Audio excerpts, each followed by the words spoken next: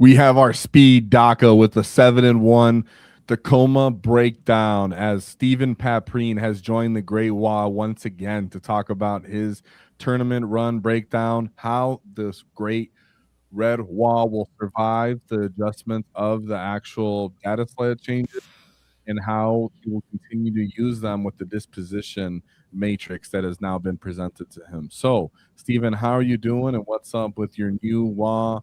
And how congratulations on your run.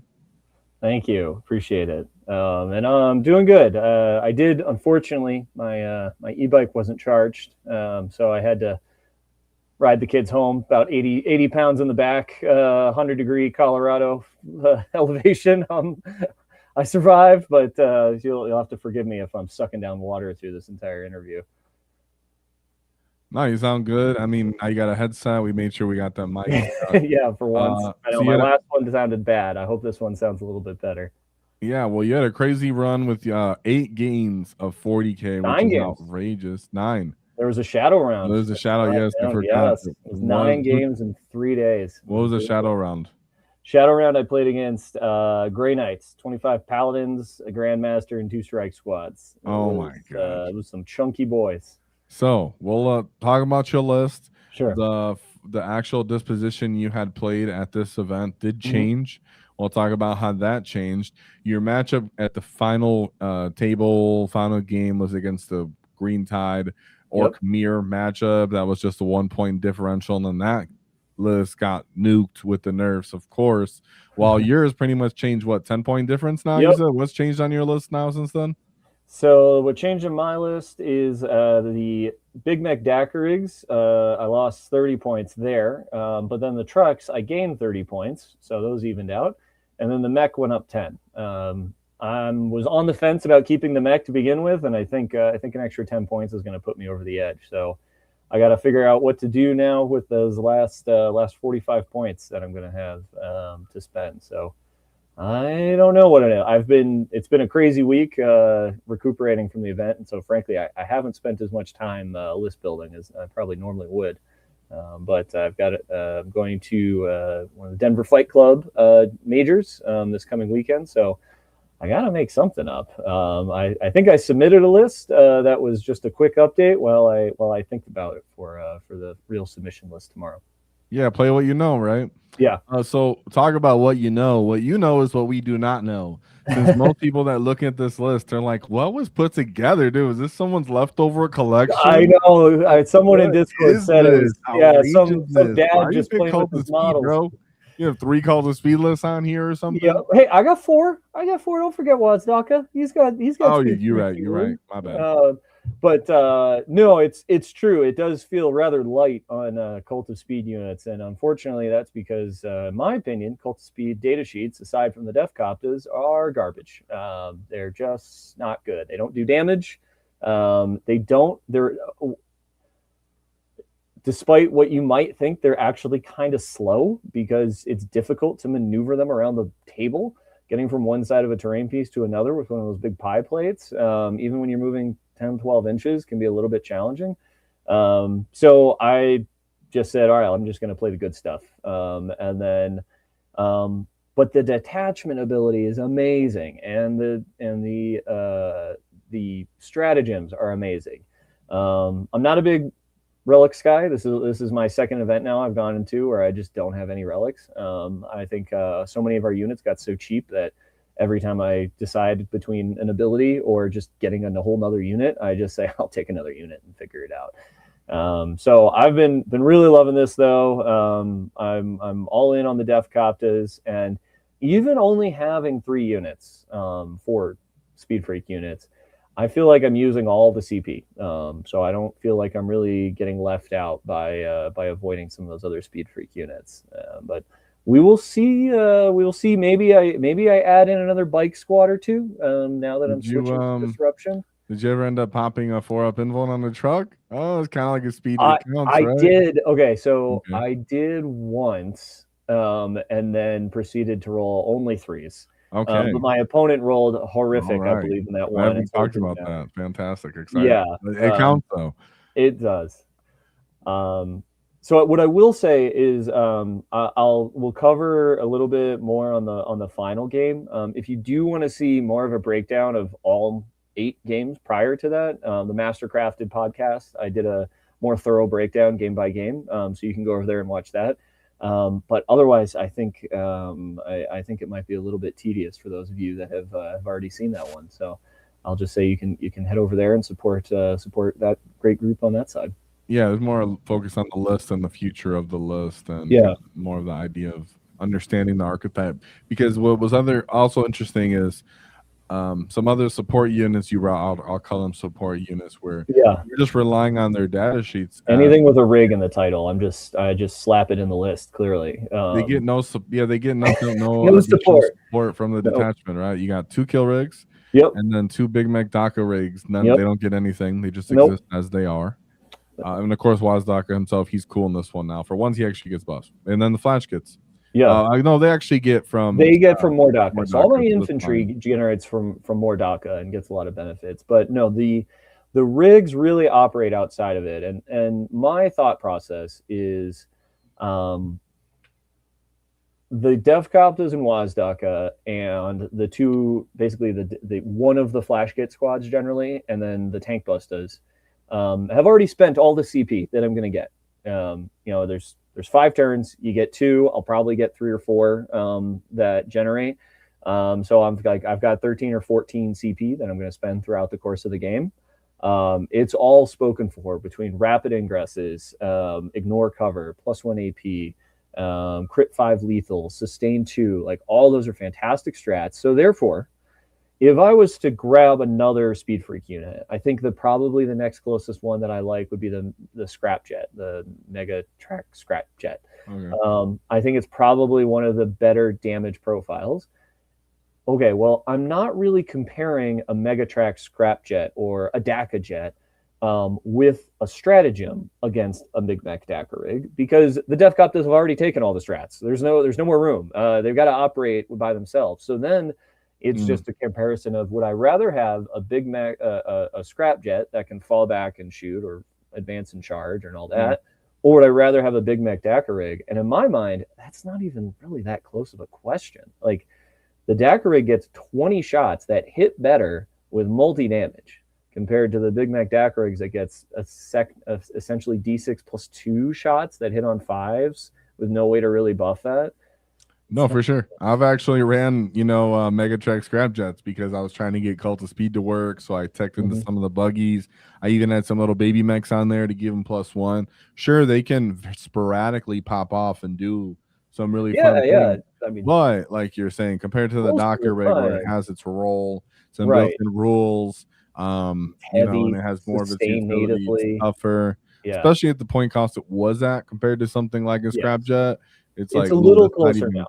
It is definitely. It's definitely a lot closer now when it's 70 points versus 115. Is that Scrapjet 75? It might even be 75. I think, you're right. Yeah, so it's even 75 versus 115. You're like, okay, so I get like almost 1.5 Scrapjets. But even then, you're like, okay, so that's effectively what, D6 plus maybe 5. I get 9 shots compared to the Big Mac DACA rigs where I'm getting 20 shots with usually heavy, because if I'm doing my job right as the player. So really happy DACA rigs even exist, because how they universal and they can go between different detachments. They can be played to supplement, support all these different functions, kind of like the kill rigs. Like you were saying, kill rigs, one of those guys that are slept on that nobody really believes in until they until they actually give them tries. What kind of stuff did your kill rig actually pull off? Let's see. I think my favorite kill rig moment, it ended up not actually doing anything, but just the threat of it. I rapid ingressed it against that Grey Knight player, and to take my opponent's home objective on Purge the Foe, just worth 5 points, 5 points a turn. So that's pretty big. And when I told him all the stuff it did, he said, okay, fine. He misted those strike squads out of there, which was huge, because then it meant the Grandmaster was not able to mist away from getting beat down from the rest of my army. And because they were gone, I was able to drop about 1,000 points from reserve that filled up the entire board, except for about 100 square inches in the corner of the table that didn't have any objectives. So it was like the rig literally just came in and just like walked up and was like, ooh, and then spooked him away. And then he didn't have to do anything. He just held the objective for the rest of the turn. I think he might have ended the game by killing Voldus. Actually, I just like handed him 2 War Tower saves, and he failed them and took 8 damage or something. But for the most part, though, yeah, they're just so good at being really tough, really durable, especially in the Marine matchups. I find they really shine. I killed Logan with one, the little cute Space Wolf Dreadnought. Trying to think of some of the other, beating up a Riptide, a couple of those. Yeah. Anytime the strength buff came into play at all, like Oh, actually, the Chaos Knight game. I had 1 kill rig rapid ingress behind and another one rapid ingress in front of him the turn before, and he shot something else instead of that one. And one of those big knights got overwatched by a rig, took like 7 damage, and then the 2 rigs pinchered it, and it's T11, hit both the strength buffs on the WAAAGH term, and they just bopped it. Just straight up got him from the whole thing. And that's probably it was like a 400-point night or something. And how you're describing it being used is it's more like a little monster, right? Yeah. People sometimes, in my opinion, are too dedicated to putting snaggas inside of it, and then they're too dedicated to putting like a beast boss with the snaggas. It becomes this whole kind of forced combo, and I don't think you have to do that. You can really just play the rig on its own, especially 100%. For me, especially detachment. I'm not as frugal with where I put it as you, even though I'm trying to be, but I still play the rigs. I still do to this day. And it's because of that. They play the support role, the monster role. Either they're bullying somewhere, or they're coming in from reserve, or they're distraction card effects. It's kind of really cool in that way. So last but not least, the 10 flash kits. What's up with that? 2 different dead shooty. So what's going on with your flash kit bricks? I'm sure they go with the trucks. Yep, they go in the trucks. Why not something like Tank Bustas or Ludas or whatever? Just, I mean, I guess you have one, but why not more, for example? So my movement pattern with the Tank Bustas is I put the truck in such a way that I can drive to the middle and disembark directly onto the 2nd floor of a ruin with the Tank Bustas. So then I usually generally it's SAGMAC, and you can fit 2. You can't get any more because the 3-inch doesn't quite allow you to do it. It's framed, so you don't have to measure from the base. That's why you're allowed to. That's why I can disembark onto the 2nd floor. And so what that means is that the first squad, especially if I'm up there and I'm shooting at a vehicle and I'm using ignore cover, the SAGMAC is hitting on 3s, rerolling 1s, sustained if it's in the WAAAGH turn. It should be if I'm doing my job right. And he's got 2 buddies that are saying 3s, rerolling 1s, sustained. Phenomenal, right? Do a ton of damage. So let's say I put a 2nd squad. Okay. So that 2nd squad, all of the space to really use plunging fire is already taken by that first one. I've already used the ignore cover on that one, right? So that means the 2nd squad I put in, despite costing more points, because it would be using the Big Mech step-up cost, would be hitting on 5s. So it like hits like half as often, a little bit more, but basically half as often. So that's why I don't take the 2nd one. I'd rather have the flash kits with the ability to use lethals and sort of my pulse damage. A lot of the damage that I do in this army is consistent and outside the WAAAGH. So it's nice to have the Big Mech and the 2 flash kits for things that I can really, I guess I kind of like pulse the damage all at once on a WAAAGH turn. And the Tank Busters do it by being sustained, and the flash kits do it by using their once per game lethals. So generally what I do is 1 flash kit squad is staying in a truck or getting out in a place of relative safety. The other flash kit squad is going to be AP2 and just hoping for 6s, or maybe someone who was foolhardy enough to not stand in terrain, which does happen quite a bit. And then the Tank Busters go and hopefully pick up some tanks. So that's generally sort of the rhythm of it. And then my turn, the next turn after the WAAAGH, hopefully I have another flash kit squad that I can use ignore cover or +1 AP on, or just walk forward, be heavy and +1 AP. That's been something that happens quite a bit as well. So in theory, break down kind of the deployment ideally, right? Sure. Let's say it's a favorable deployment that you actually enjoy.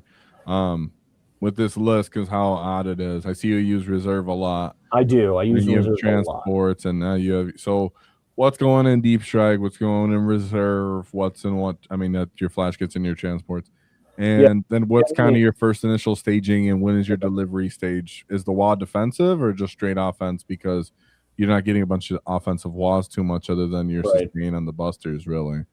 So deployment, I generally default to 2 Coptas in the sky, 2 kill rigs in the sky, maybe, and then 1 Big Mech Dacker rig.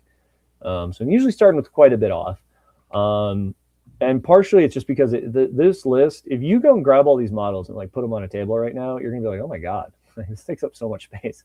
So there's just not a lot of space left in the deployment zone. Yeah, it does. And something that I also really recommend other players to do, and I do, is I deploy in like chunks where I'll be like, okay, I'm going to put these 4 units down because I want my trucks to be just so. I want to fill in a bunch of infantry in between, and I want like a Big Mech Dacker rig off of a line. But if I deploy them one at a time, I'm probably going to have to jostle my units a lot, and that's really not fair to my opponent. So I really try to put like, okay, these guys are all going down together. And then I'll be like, okay, 4 drops. Now on to you. Because it's just a lot easier mentally, at least for me, to be like, okay, I just need to kind of pick generally where the stuff are, and then I'm going to do like chunk. The 1 Copta on the table, I want that Copta squad ideally to be using to go do some sort of skirmishing, get rid of some enemy skirmish unit, and then rely on reactive moves and a 4-up invul to either force just like a ton of reaction or to hopefully stay alive. Now, I had some pretty hard luck through this tournament, actually keeping that unit alive. I tried to use a 4-up invul against Redeemer, just 1-tap the whole unit. I was like, what's happening? And then I dropped a second squad. This was into Alex Pena in my like round 6, I think. And he overwatched and he picked up the second squad too. Oh, and I was like, dude, this Redeemer needs to just die like this. And he had 2 of them, and I was like, oh God, there's another one of these. So they don't always live, but that's generally how I try to use them. It's really easy, at least for me, to fall into kind of a bad habit of using all of my command points on just like WAAAGH, just taking on the world, and being like, Overwatch, reactive move, yeah, like intervention, like all the kinds of stuff in the middle. And then I get to my WAAAGH turn and I'm like, oh, I have 1 CP. Like this Grot better hit this 4-up, or I literally am not going to have, like, I'm only going to use 1 strat this turn. Oh. Yeah. So I've really tried to say, okay, I'd rather use one of these Copta units, not use command points on it, and then have it die to bring out some of my opponent's resources, so that and make sure I have enough CP to do damage on my WAAAGH turn. Because yeah, it's really easy to spend a lot of CP in this army because there's so many like little nifty things you can do with reactive moves. And what is really doing your damage? Because some of these are not, necessarily reliable. Like a kill rate wouldn't be considered reliable. Its right. main hit is hitting on 4s and then it hits on 3s with no buffs. Docker rigs, no buffs. That they're all right, but sometimes they hit on 6s. Def Coptas, I like them. Like if I can get a blast target and sustain 2, then they go off. Or something like Lance that has a crappy armor save, and I can Lance punch it in the face. Then like, all right, that's cool. But other than that, like, where's the real damage? Like flash gets, or like what? I think it depends a lot on the opponent's army. Actually, I have a lot of different damage profiles in this. So like going through kind of like a couple of the different matchups I had. Like into Tau, like into an enemy like Riptides or something, then the the tank busters are going ham, right? Because I'm like, all right, I'm hitting you on 3s and I'm wounding you on 2s.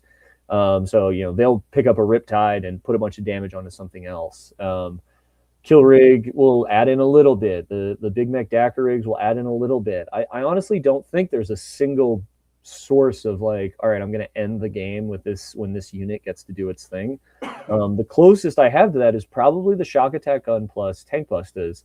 But for those of you that watch the final game, you know that sometimes you just don't hit. So I don't know. I think I don't think this army really has that like knockout punch single unit, which has been a change for me because For those of you that remember, I played Big Hunt with a 20-man boy squad that was like, I'm gonna kill God if I can touch, like if I can get this unit into combat. Full rerolls to hit, sustain, crit, lethal, the whole thing, right? But in this case, it's much more of a damage by committee. I very rarely just have one unit go and just like bam, and it's dead. The exception being generally if there's big units that have like a crummy armor save or are blastable.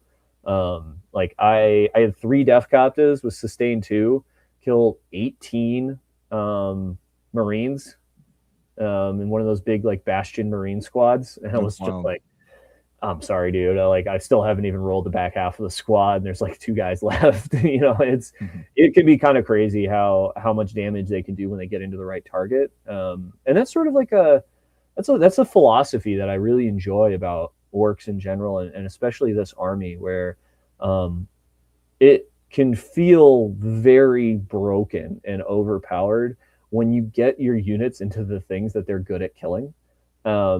And then when you shoot them at the things that they're not good at killing and they're like in cover and you don't have the CP to buff them, you can roll so many dice and literally not hurt anything on your opponent's army. Like you can have just complete and utter whiffs. But if you do your job as the player and you get it, so you're like, oh no, I got you out in the open by forcing you to charge some grots that were out in the open. And my flash kits were set up so they can only move 3 inches, and still you're the closest eligible target and you're within 12. All of a sudden you're like, oh, I get 50 shots hitting on 4s, AP2, and you just absolutely obliterate something. But then, the next game you mess up and you're like, oh, I'm hitting on 6s. You're not the nearest eligible. You're outside 12. I hit 4 times. Like, oh, gross. So I think that that's really what it comes down to is this army has a gobs, heaps of damage, really does. But you need to do your job as the commander to get it in the right place to do the damage. Otherwise, you can 100% just whiff. But that's the fun part. That's why I really enjoy playing it, because you have all these different options to inflict that damage. And if you do your job. Yeah, and if I can say an observation, there's no missile unit main center focal point like a gas brick, and like you said, you're able to choose the engagements because one, the amount of units you have, how fast they are, and how you're using reserves, right? Yeah. So because some people are like, I got 7 units, and you're like, well, I got a bunch of different units and all of them are somewhat problematic, that you have to address them at some point. You can't keep letting them tee off on you. Like you said, damage by committee is you have all these different units that are possibly very problem. Oops, Countess popped off. Oops, my kill rig. Well, it does have 5 punches that are damage 3 lance that might just pick up multiple Terminators at once. Yeah. Or it might do nothing. I don't know, but you don't either. So you have to deal with this sooner than later, or you're going to just keep taking. And that's what happens is one unit, okay, it'll kill 2 Terminators. The other one will come in, kill 2 more. The another one kills 2 more, and all these different little activations. And then they respond and they kill one of your 100-point units. And then you're like, all right, let's rinse and repeat. Next units that are coming in to do damage. Yeah. Bring it on, whatever. Who's available now? Who's damaged? Who got hurt? Where did I win these small engagements that I was able to choose on my terms? Because I'm fast, because I'm using reserves, because I have transports, and because the amount of units I have. Like you said, right? Because you're baiting people too. My game wasn't in this tournament, and I was playing WAAAGH at that time, but it's similar-ish list. I was playing against Andrew Gagno's Tau, and I had a WAAAGH turn. He did such a good job of blunting the damage I had, and I just whiffed. I killed like not much, and I was like, oh my god, here it comes. And then he whiffed in return, and I hit some 5-up invols that I needed on Meltas and that kind of thing, right? And then, but the difference between this orc list and a lot of other ones is then my turn, I was done with my WAAAGH, right? I've got no orc rule, essentially, and I killed like 1,000 points. Like, I don't need the WAAAGH to do the damage, and I think that's something orc players can be a little, and orc opponents as well, can be a little unused to, where they're like, oh good, I survived the WAAAGH. Like, okay, the flash kits still have, like, if I still have a truck full of flash kits and 2 DACA rigs, like, and like a kill rig, which is like a pretty common thing for me to have like in a good position after after a WAAAGH turn. Like if I'm playing against Marines, like I will kill 25 Marines in my non-WAAAGH turn, and they're just like, oh, like I was not expecting to lose all this. And that was a consistent theme across these games where it's just I would do a lot of damage on my WAAAGH turn. They would do a bit back, and then I would just do the same amount of damage a second time. And they're like, okay, well, I can't really recover from that. Because you're not relying on the wall for any of these units for their offense, mostly just their defense. Yeah, the only one that really wants it is like in melee. It helps the rig because he has the extra attacks benefit, but like kind of tank busters for their sustain. And the tank busters for the sustain. That's the main one. Like it's so funny. Like I had in that Grey Knight game, I was like, okay, I literally have no reason to call the WAAAGH this turn. He's going to shoot me with bolters, and like that's it. But I just rolled the sustain on the tank busters just out of habit, and so then I was literally like got to the end of the turn. I was like, I just realized I rolled sustain, so I guess this was the WAAAGH turn. Like that was the only thing it made a difference for. And then and I was like, great, I guess I have a 5-0 invul going into his turn. So cool, I guess. If he melees me, I guess I get +1 to my save. It often doesn't make that big of a difference for this army.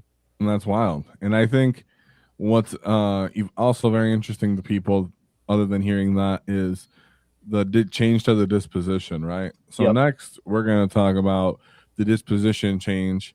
At the time when you actually played at this event, it was Purge of the Foe for more DACA, and now that's changed. So now you're pretty much playing Disruption. I've got 2 disruption options, so I guess I'm going to go with Disruption. Okay, well, something else for us to think about as we get ready for Disruption is, before we jump back into the video, transporting a full Warhammer army, especially an Orc horde, can be a battle in itself. The oTTRPGo large magnetic miniature carrying case is built to carrying armies over 3,000 points with adjustable metal trays to give you room for everything from boys to vehicles, and your biggest centerpiece gets. Once your bases are magnetized, your model stays secured to the trays without being packed within foam. And because a massive army gets heavy fast, the case includes a detachable trolley handle and wheels, so you can roll the wall into your local battle. Check it out using my affiliate link in the description. It helps support WAAAGH tactics at no additional cost to you. Protect your models, save your backs, and roll into the next call of the WAAAGH. So now we have the dispositions. Steven, tell us about what you're going to play now and why. I can pull up the Force Matrix if we want to read. Yeah, let's go walk through some of those disruption missions, and I can let you know what my thoughts are here. I've taken a look through them, but I did. Sorry, before I derail everything, I personally had one thing I wanted to cover. Okay, because this deserves identifying, even though it's past meta. How'd you handle that Green Tide matchup, dude? What were you thinking, huh? Give us some I was pretty confident going into it. So you had did you tech for those kind of things? Like you had units that you were already, okay, I want to get these into the mobs on these terms, or like we were talking about Coptas or Flash Gits, or what made you confident? What was going on there? My thought process was I have effectively tank busters, Flash Gits, and then 3 units of Def Coptas. So I have 6 units that I can trust to effectively one-tap a unit of 20 boys. And assuming I do my job and get the Coptas within 9 inches. So then in the game, I was caught unawares by willingness to just send it from a squad from reserve. I probably should have been more prepared for that. I had not played against Green Tide before. I think a few reps probably would have made a difference. Definitely would have made a difference, at least in knowing a little bit more on what the strats do and how they operate. But I was kind of just trusting my orc background, and it failed me. I made 2 major mistakes about leaving some models, basically not checking his secondaries. I had extra time on the clock. He did clock out at the end. He like basically like rolled his last dice, was like his last dice of the game at 0. And then I had probably almost 10 minutes left. So I probably could have taken more time on turn 4 to like check his secondaries and make some decisions. I made some poor decisions at the end given his secondary choices. And then honestly, you know, it's kind of like there's that like Jedi meme where there's like the guy like sucking his thumb on one side and then the Jedi on the other and then the normal person in the middle, where it's like the wise person and the fool are both saying it's a dice game while the other person in the middle is like, no, it's tactics. It comes down to it. Well, at a certain point, it does kind of become a dice game a second time because, yeah, I mean, I shot my tank busters with all of the buffs into his gas unit. I should kill like 14 orcs, and I killed 8, which it's like, okay, that's 6 orcs, but that meant that it survived as an orc unit. And then I handed him 24 saves with the Def Coptas in melee. I think he lost 6 more to that.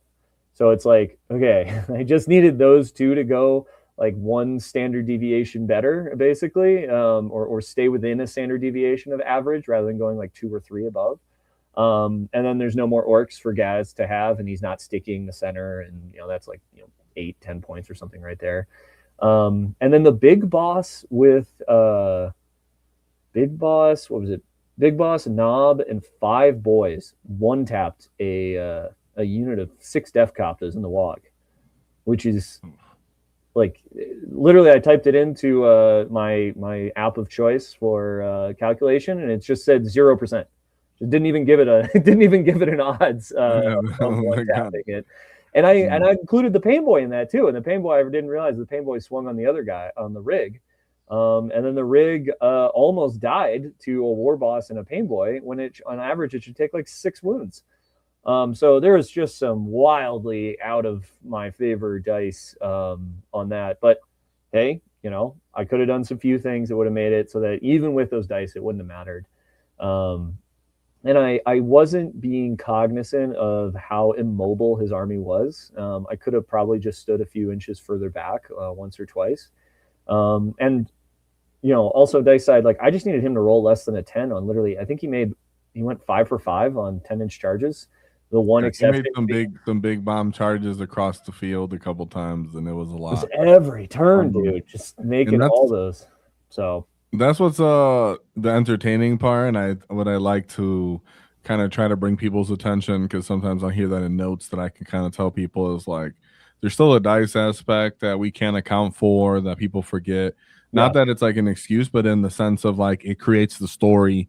It throws the game for a loop. It sets up all the odds. It's kind of the fun part, other than playing chess or something, right? So yeah. Other than that, it was a good game from our point of view, from the audience and everybody, because I know most people just, if we seen these lists, it'd be like some random dude at your game store versus the most meta list, right? You'd be like, what just happened? This dude just picked up some Armageddon box and a kill rig and just threw him on his list, and it's like, no, this is thought out. There's a lot of thought that went into it. That's what was good to see, though, especially for people that aren't used to orcs and we're just witnessing a mirror.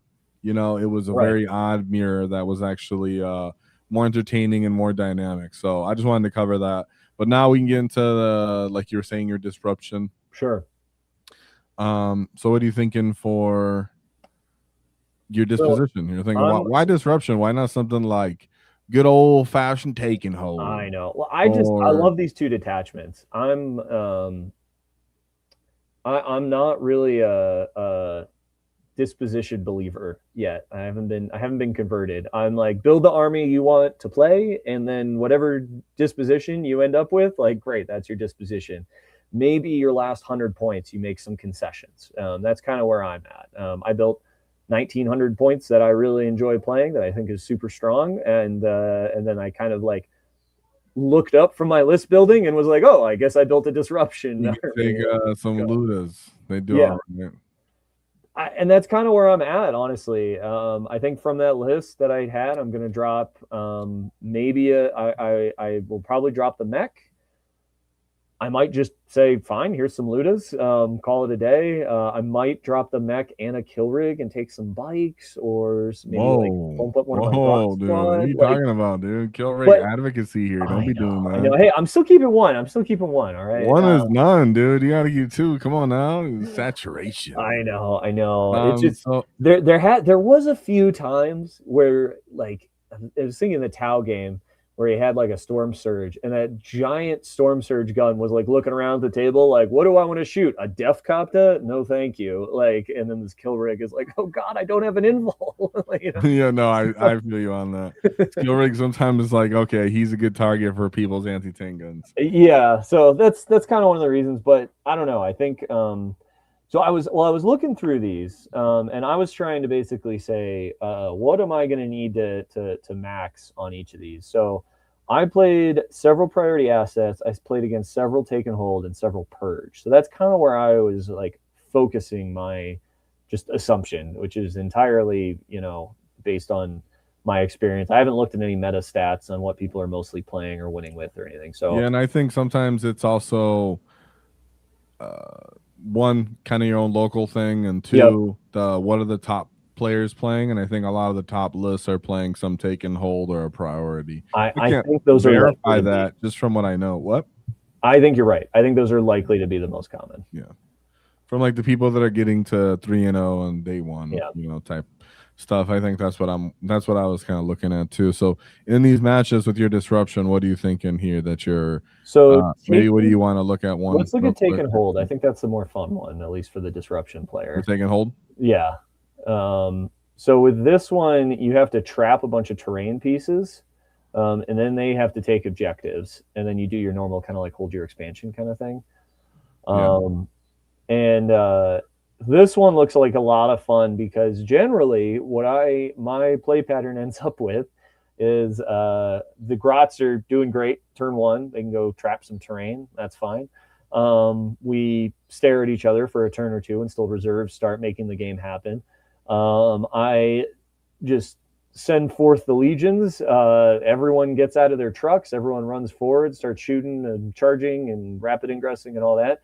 And then I've got these 3 trucks that are just kind of don't have a job and have been in when I was playing Purge, a lot of times they were hiding or just like charging into a random thing that I probably wasn't going to kill them.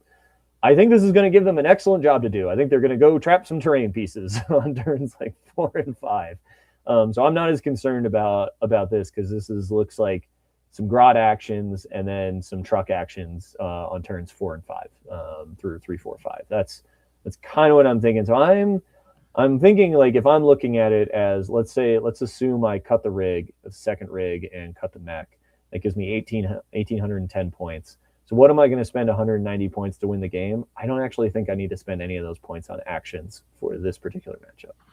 I don't think so either. I've noticed the big time you can cut back on a lot of your action monkey type stuff and just utilize kind of your secondary, a truck, a couple grots, a snick, whatever. And it's enough. Your secondaries aren't drowning them all from you, and your disposition. If you add like one more piece, it kind of ends up paying off, 1 or 2. Right. So, and a lot of times as well, I've noticed that one of the Big Mac DACA rigs does not have great targets on the WAAAGH turns. Like you go trap a terrain piece, make yourself useful. Like I think that there's a lot of units in this list, so I'm just gonna find stuff that can do traps. So you can do them to like a random piece that's almost considered irrelevant. Yep. Which is just for kind of like farming a point. You do an objective, and then if someone's killed on an objective, you get points for that. And then you can just control one objective. So you can just control like your natural and your home. Right. I would say your home just because it stops the enemy from taking it. Yeah. People take it from you, and then for the taking whole person, it's always pretty easy, right? Yeah. So they got to take objectives. They get 3 for their expansion, and they get 6 for the middle. This is a single middle one I checked. So that seems fine. Seems maybe a little bit favored towards me simply because I have so many action monkeys just floating around in the list anyway. Maybe if I was trying to play disruption with 7 units, I'd feel a little bit different. But just the nature of the army seems to be okay. I think the way I go about losing this is just losing the material battle. It's because with your list, you don't mind them trying to meet you in the middle because you're like, I just have, like 10 activations that are all pretty dangerous. Right. Like Docker Rig 1 doesn't do nothing. Docker Rig 2, oops, I killed half your unit. Yeah, there's a lot of that. Yeah. So no, I get that. And then you're also like, I can front load some of these things. You kill them, then you get hit with the rinse and repeat from Yep. the same kind of stuff I have. So you don't mind taking hold, being like, sure, I'm gonna sit here in the middle, and you're like, thanks. I'll keep fighting you on that once I've already touched it with my Grotties or something, huh? Yeah, and I've also noticed that there's a lot of times where just putting 10 grots in the middle, like the actual models are so small, like they don't, like they're actually hidden, not like rule hidden. I mean, like you can't see them because there's 5 of them on there and they're smaller than the lip, and so you end up being like, yeah, there's 12, 10, 10, 12 OC, and they're like, I have to put like a real unit, like I can't like I have to put multiple units even, or I have to go charge grots, which that sucks. Or they get close enough to charge or shoot it. Yeah. Yeah, and you're like, win, great. So no, I'm less worried about that one. So what are you worried about any of these other ones? Which another? I You think don't have to the go over all of them, but is priority. Actually, I think the worst one is recon, and I think a close second is priority. I haven't seen a lot of people playing recon lists, so I'm less concerned about that I disposition. think it's a little, yeah, like you said, it's a little bit going up, but not too much. So which one you want to look at? Priority? Let's look at priority. I think it's one of the more interesting Yeah. ones. It's kind of Priority is what I've been playing. I think I like. I think I've been enjoying that a lot. Yeah. So have you been playing it from the priority side? Because you said rolling def you've been using. You said what? Have you been playing this one from the priority side as using, because rolling def? Not against disruption, but yeah, I've been Yeah. playing priority, and so I've been liking it. So let's see. I think it's got one of the most straightforward game plans. Which you got a lot going on in this one. Goodness, oh look at this. You got a little book. It is. This one is super wacky. You got a little book. You kind of need it though because of just because you're always playing the same like matchup with the same person. Like if me and you played each other and you kept playing this, we'd keep playing each other on this, and then I'd keep winning because I'm playing priority. Possibly, yes. So it's So this one you have to put yeah. Go ahead.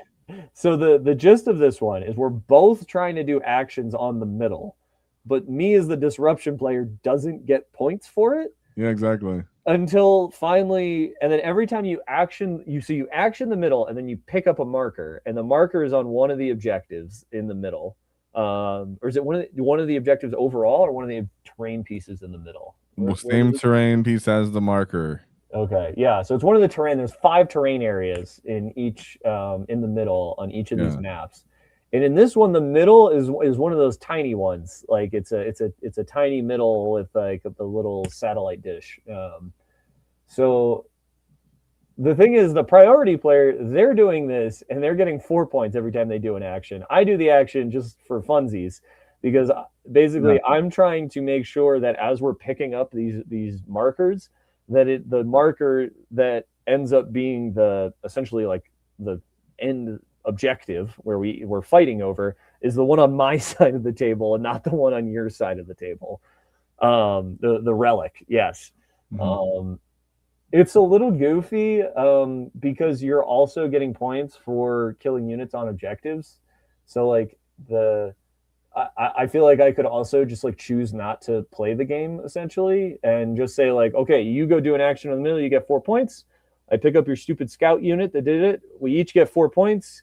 You pick up a thing, but you're gonna have to do this 5 times before, because you can only start scoring the secondary, the second bullet point of the primary unless there's one objective or one terrain area left. So if I just don't do the action myself, I don't know. I think that there's some like real game theory that you could do with this, where you could end up with like the best option is not to play and just stop. Yeah, I've heard that with this one before. That's why I thought it was funny. Yeah, I don't know, man. I haven't got any reps into it. I think it's a little goofy. I'm looking forward to playing it, frankly, because I think it'll be fun. But I also, it just seems like a case where it becomes more difficult for the opponent to play the game if you just table them. Like I don't know, maybe that's kind of the path I need to go. But this is one of the ones where I think I could definitely use some bikes, because there's no easy place to set up infantry to run to the middle in this map. If I can comment on what you just said, though, that's something I've been noticing too, right? And I think that's why I a little bit challenge the initial thought of like, not that I guess not too much on play what you want, because I do agree you should play what you want, but I think ultimately you pick your disposition and it sets up kind of like the terms of engagement for your enemy. Like it sets up the map, the mission. Like, are they going to be aggressive into me, or do I got to be aggro into them? Like, obvious one is like Purge, for example. If you're playing Purge, you got to be Mr. Aggro generally. Right. And I think that's why I like to disrupt the disposition I play into, a disposition I choose, because then I'm like, well, I want this to happen, and I want this scenario to happen. Therefore, if I pick this disposition, it's more likely to come my way. Is I think just a little bit to what you said, but at the end of the day, I still table them. That's what I'm agreeing with you. I'm saying we still end up tabling them. We end up not doing all this, right? I don't need 7 action monkeys to do this every time. Generally, I've damaged you so horribly by turn 3 that I could just kind of action out the rest of it. But even this one, if you decide I'm not going to do the action monkey, I'm going to play it as a disruption player, you're only doing 2 actions in the middle, and then you're done doing actions. And I've still got trucks, so I can do plenty for secondaries. So if I go back to my list building, I've got 1810, I've got 190 points, and I'm like, all right, maybe I need 1 more action monkey that can get to the middle, because Grotz can't quite run there. And like, do I really want to trust WAAAGH to go in the middle and do an action and live? Like, no. He might be able to, simply because they're going to have to touch the middle to do their action. And this is the tiny one, so that means you're going to set off a reactive move. So WAAAGH can just like reactive move 6 inches back. So I think there's a lot of armies where you probably can put him in the middle and be like, what are you going to do about it? You know, he's going to end up safe. Because you got the reactive, which is keen, because most orcs don't have that. Now we do. I guess we could just talk about it now, but what do you think about the new equatorial, I think it looks excellent. I think it looks really good. I think it's an embarrassment of riches, though. There's so many good units, I think, or good detachments to pair. In my opinion, I think you should pair with Freebooter. To pair with Freebooter, that you're just like, I don't know. It's excellent. I think it probably is better, if I had to put like a worth on it, it's probably better in teams, because it doubles down on the strength of your horde orcs. And in the team environment, like if I was playing against it, I would be thrilled if they were playing equatorial. I'm like, you're going to scout at me? Like, okay, well, I'll table you faster with, my 7 different units that can each pick up 20 boys. But against a lot of armies that are going to struggle with, they're like, okay, just give me a turn to score some points before all these boys are over me. And then you scout at them. And they're like, oh. Yeah. And then you're like, okay, I'm already on the objective. I've sticking it. I can now wall off this. I can auto wall off that. Yeah, I can start fighting you right away early with something else. It gets pretty fun. And I think we're in a spot where we can, like, you're playing this oddity. It's working. It's getting you results, but you're playing this awesome oddity of your list, even though you're very well aware of the typical Freebooters, equatorial. Yeah, I was really close to it. Freebooters, more DACA. What's up? I was really close to playing that for the first event of 11th edition. But I prefer having a bunch of cheap units. And I think a lot of that really hinges around Gaz. And I was just like, I don't want to run Gaz. Like I think he's really good. But it's just not my style, right? At least right now. I think maybe I'll probably waffle and change my mind again in a year or something. But right now, I was like, I really just want to play without Gaz. So that's why I fell into this. But I think if a lot of players probably do not have the same feelings, so they'll be much more excited to put Gaz on the table, and he's so good at Freebooters. Yeah, and they have reason to. I mean, he's awesome. So before we close it, because we got like 10 more minutes, I want to go over the questions. Sure. right, from the members, and then any of the live questions that are here. But any last thoughts about playing the disposition matchup? The Purge one, maybe, for example. I think this is actually favored for me into Purge. I think this is one of the big advantages. I did not enjoy playing the Purge mirror. It sucked. I think playing the yeah, that's why I won't play Purge, because of that Purge mirror. The only reason it was very playable for me is I got it 3 times in a row, and all of it on Dawn of War, or not in a row, but 3 times. And in Dawn of War, it's really hard to defend against my army your home objective. So they kept being like, I killed more, and I'm like, I just have your home objective, so I'm still getting an extra point. So in this case, though, with the delaying action, it's just very straightforward of like, okay, I just have to hold, I just have to kill units. They still have to try to kill units, and this whole punishment, what is it? I can't read it, but it's consecrated unit. No, this is not consecrated. It's what is it? They pick the 3 units and they have to try to get rid of one of them. It says it's consecrated. No, it's saying, is that this one? Is it consecrated? I thought consecrated was a different one. It doesn't say it condemned. Condemned. Okay. There we go. Yeah. Yeah, this is the condemned unit one. I haven't played it, but I'm feeling more positive on it than I was in the Purge mirror. So yeah, but and then Recon is like practically unplayable from the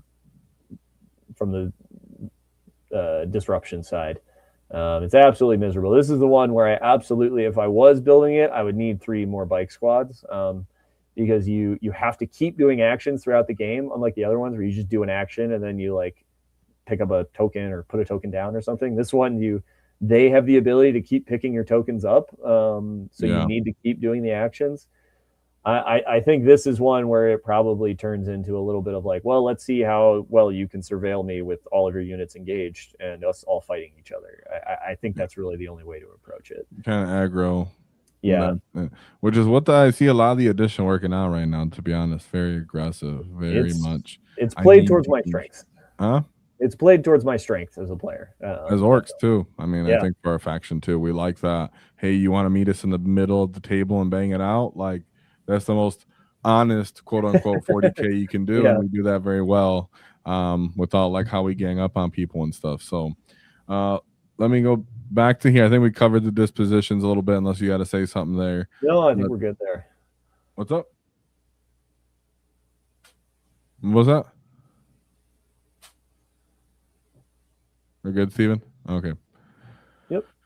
So let's see. Some of the questions, obviously, a little bit over. So let's say this one's a little bit more of a fun one, but with the new bikers out, right? So one, I think the new biker, the knob's going to get another wound. He has little rockets, all that stuff. And what cultist speed disposition would you like for them to have in the codex? Sorry, what disposition would you like cultist speed to have in the codex? If I could just pick it, and you can end up playing with more bikers for that reason. I changed your question a little bit just because we covered some of it, but yeah. I think if I had to pick one right now, it would probably be priority. Would be the disposition I would pick if I could. Yeah. Because like I can put so much OC on the middle and just be like, okay, this is 20 grots. They're just going to go in the middle and we're just going to hang out. We're going to keep slamming that button, getting 8. Like, especially I found in my, I played against a guard player, I think round 4 at Tacoma, and he was playing priority with 12 Bulgrin. And I was like, oh my goodness, this is so strong. I was like, I have to jump through so many hoops just to deal with these stinking Bulgrin. And they moved like 4 inches out of their deployment zone. They get like 10 OC on the middle, and they get 8 points a turn for doing that. And I was like, that is so little effort for so many points. Yeah, it is. It's crazy. So that's what. While we're on that topic, I'll let it out. So I keep saying for weeks that I've been saying I think orcs do priority very well in like a passive manner where we're always capable to do this.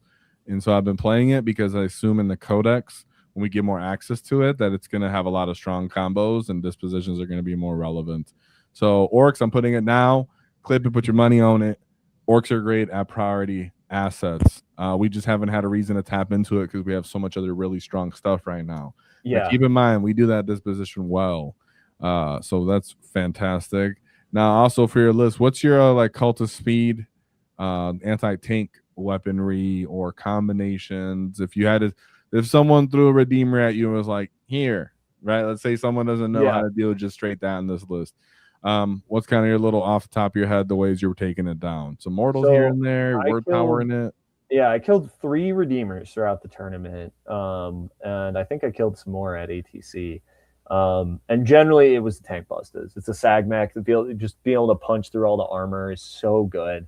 You get them up on a building, so they're hitting on 3s, ignoring cover. You just do a lot of damage to them. Otherwise, a little bit of an odd answer is actually the kill rigs are really good at plinking a few wounds off. The strength 12 AP 3 is pretty good for getting like 1 through, 2 through on your 2 kill rigs. I have also gotten one with a Sticka cannon. Yeah, actually, and it was literally, then it rolled the 7 from reserve.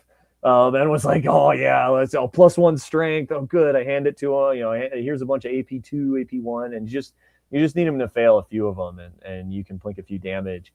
And I think that's just something that can be a little bit tough for orc players that are used to playing like a gas brick, where you're just like, this is my brick that kills everything, and I'm like, I don't have anything in this army that just like points at a thing and definitely kills it.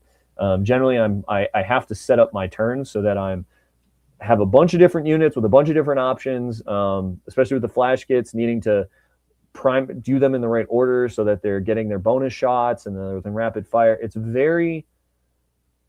It's I don't want to say it's very difficult, but a big part of the skill expression of this list is ordering your WAAAGH turn so that you maximize all your damage. Yeah. I think a big part of that is because we don't have in this type of list a real good, like, just this unit points at a thing and it definitely dies. I've had plenty of things where I line it up, spend a CP, and then just don't roll any 5s or 6s, and then the next unit I do the same thing and it just deletes the unit with like overkill. And you're like, okay, well, like, what happened on average was correct, but yeah, the way we get there is a little. It's kind of what I was saying, like bring 2 kill rigs. Not that I get much to say about this. You're the one playing the disposition. But just kind of, I know I'm really hesitant to drop it. If you bring 1 rig, you kind of need 2. I want some kind of melee. And you need something to push people a little back, have some respect for a counter charge that's thick enough that if it fails to kill them, it'll hold them in place and survive the back and forth while you reset up your DACA, and all that. We're getting here near the end. Let's see any live chats. If you guys got anything to say to Stephen Reho, let us know real quick. And of course, I got some things to say. Like, what do you think about DACA rigs going up to 115? Too much? Still undercosted? Fair? I think I'm still gonna play 2.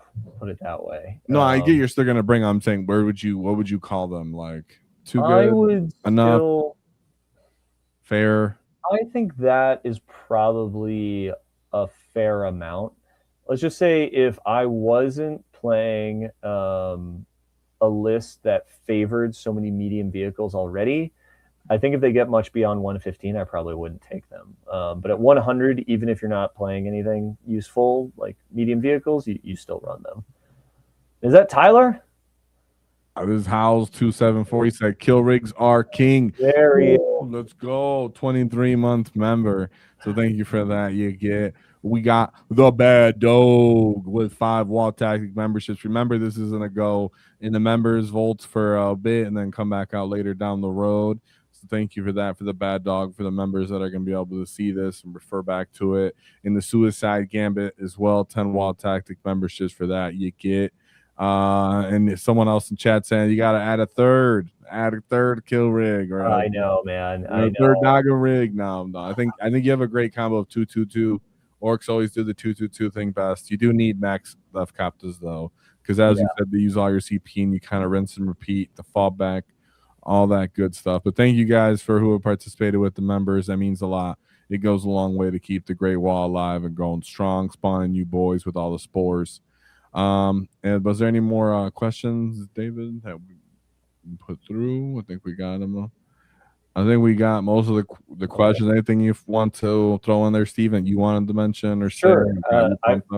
I will do my little promotional spiel. Yeah, you should have done that sooner, bro. Yeah, get in there. Summit Miniature Art. This is painted by their lead artist here. He did a wonderful job. I have yet it's been added to the list a couple of times. It hasn't made it quite yet to the tournament. They do really great art, really fast turnaround, and I've really enjoyed working with them. As well, if you want orc coaching, feel free to reach out to me. I'm Hannibal Barca on Discord.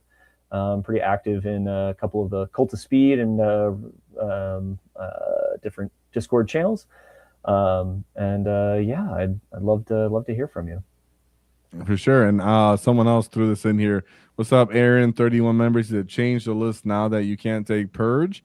I guess to summarize it, no, not really. Yes, no. So I think I'm probably going to keep 1810 of it exactly the same. I may change the last 190 points. I may not, though. I may just go with the kill rig and then just swap out the mech with something else that does damage. Maybe or holds objectives better. Maybe I'll grab another. Maybe I'll just add in some grots and make one of my grots 20 mans. That's a consideration. And or I might just take a single big gun. What are they called? Mech guns, and just have it kind of walk around and do its thing. Gives a good screen, I guess, or something. Yeah, just another unit. I mean, one of the big advantages of having all these different units is there's a lot of very greedy lists out there right now that don't really have a plan for removing your screens. They just say, I'm going to put a bunch of damage in reserve, and you're not going to have any screens to deal with it. And it's one of the unique things that I really love about this list and style of Orc MSU, where you just kind of can toss everything out and be like, no, there's always something that's going to stand in the way. And your big, scary aggressors or paladins coming from reserves are going to just nuke the absolute snot out of a single mech or something, right? And then my truck that I want to be safe is behind a wall, and you can't. Well, like you're mentioning, that's your Coptas, your kill rigs, the stuff that's big and tough, and the people are like, well, what do I got for that?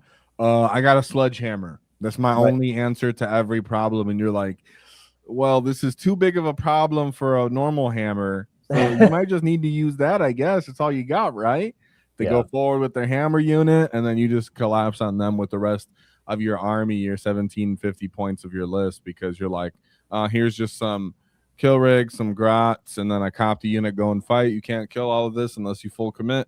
If you full commit, I full commit, and then you're gone because you have no defense built in. So I've noticed that. I think that's another big advantage to orcs. I mean, I'm having that success playing just the hunt. You like the hunt. Just playing that in that way. Shout out to 20 Snaggas, dude. Shout out to 20 B Snaggas, dude. People forgot all about them. People forgot about them, and now they're coming back. Yeah. And people should definitely remember that you were running them at events first and having results. I was talking about them a long time ago. 20 Snaggas are super legit. Don't ever forget. Yeah, I think there's another list out there that I would love that is just a bunch of really cheap big hunt stuff, kill rigs, hunter rigs, the regular boys. I only own 3 rigs, but that's what the list is pretty much. I believe it. That's fun. 120 for a hunter rig. I mean, that's tempting, right? 125, but 125, 125. Okay, still though. It's rude. It's rude. You're like, here's auto 6 or whatever, advance and charge. Here, it's just in your face. And you're like, what? Especially with the pivot, I've had that happen where I wrap at ingress like pretty far away, and then I'm like, okay, pivot. I get my extra. It's like 2 inches or 3 inches or whatever, and then move, and all of a sudden you're like, I am like across the table with one of these. So I think that's one of the other considerations as well. Is I could just convert one of my hunter kill rigs into a hunter rig and upgrade the mech to like a bike unit. That was one of the there you go. Yeah. I mean, if you're not using the buff too much, and I mean, it still plays a very similar role. If I'm advancing the word tower, that word tower. I know, but if I'm advancing, it doesn't go off. But there's there's a bunch of really fun stuff for the orcs, and I think our codex should be happy. Don't feel bad for your army being strong. So if people are poo-pooing orcs, just ignore them and carry on. Everybody gets their time in the sun, and it's a great time to be mean and green. So any last words, Steven, that you want to say to the Great Wall? There we go. We'll end on that. Oh no, hold on. I got something. Defend yourself for the G, because people in chat that aren't used to it are like, why is he saying WAAAGH? Oh, with the G. Oh goodness, I don't know. I mean, I've been playing orcs since I was in 4th grade. I guess I think I started then when I couldn't read hardly. So If I can advocate for you, defend you, it's actually, I think, for like the first several editions of 40K, it was enunciated that way, because Red Ones Goes Faster does that too, where he says WAAAGH, the WAAAGH or whatever too, with yeah. the G. And I think initially it was like that, and then GW took it Well, I back, and think now it's not. my wife just says "wah," so I have to be different than her. Okay, I think that's where I'll say this is actually that's fine. bringing a marital dispute to the internet here. I don't know if I should be doing this, but Oh, that's fair. There you go. Well, now we know. So with that in mind, there's only one thing to keep in mind: is don't cross our wall, because we'll not get T-foul.